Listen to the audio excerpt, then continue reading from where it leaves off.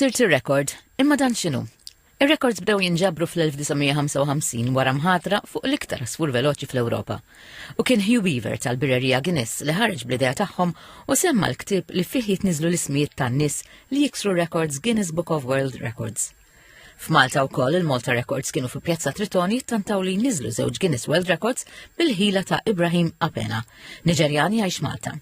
Ibrahim irnexxielu bħeffa kbira joqgħod jqum fuq siġġu bi ktieb fuq rasu għal 28 darba fi 30 sekonda u sfida oħra kienet dik li jdur bil-wieqfa fuq l-istess post bil-ktieb fuq rasu u fi 30 sekonda dar għal 26 darba. Hardest is the spinning.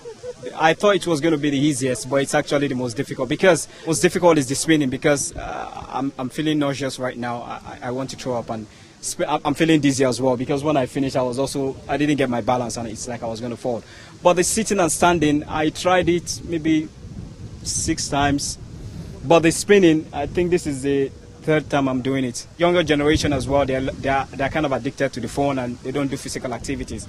So I'll be like, it's never too late. Let me see what I can do to motivate someone. Me doing this today, it's a form of motivation to the entire populace of the island to go out of their comfort zone, put Malta on the positive global spotlight.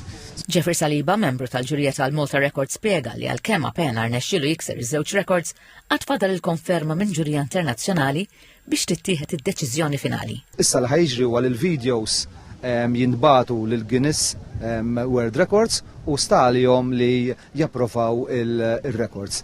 Fajnejna jidru tajbin il-records, it-nejlu ma miksurin, nittamaw li Ibrahim ikollu il-xorti li jirċievi risposta pozittiva minant il-records dinji.